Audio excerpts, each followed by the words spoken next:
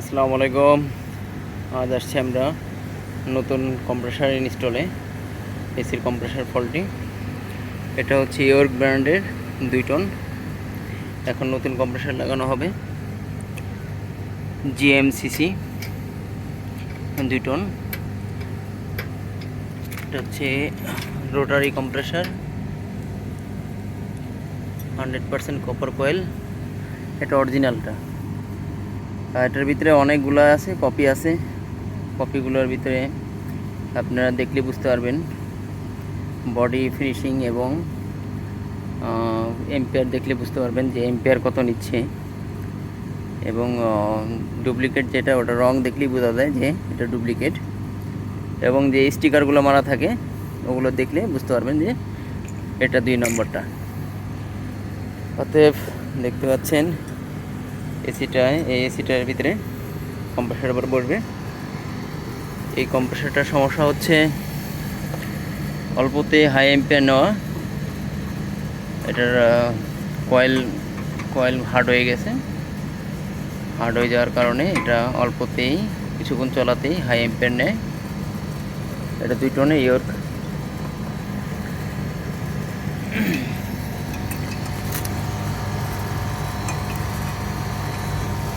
এটার cover pipe size হচ্ছে 1458, double layer condenser, 3/8 condenser.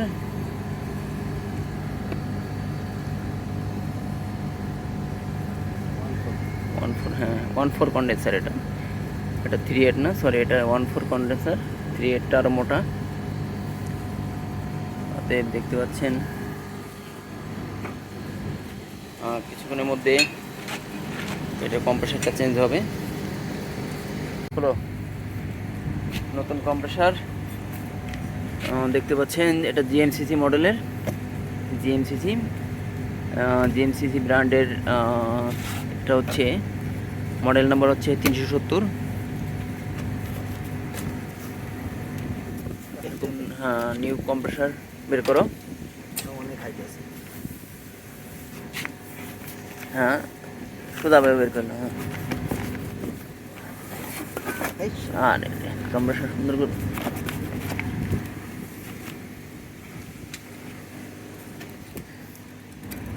এই যে কম্প্রেসার, নতুন কম্প্রেসারের ফিনিশিং এবং স্টিকার দেখলেই বোঝা যায় এটা নতুন কম্প্রেসার। আর পুরাতন কম্প্রেসারের ফিনিশিং এবং নিচের দিকে উল্টা করে দেখবেন যে এটা রং করা কিনা।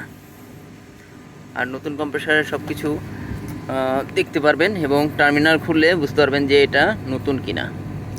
সব জায়গা রং করলে টার্মিনালটা রং করতে পারে না ওরা।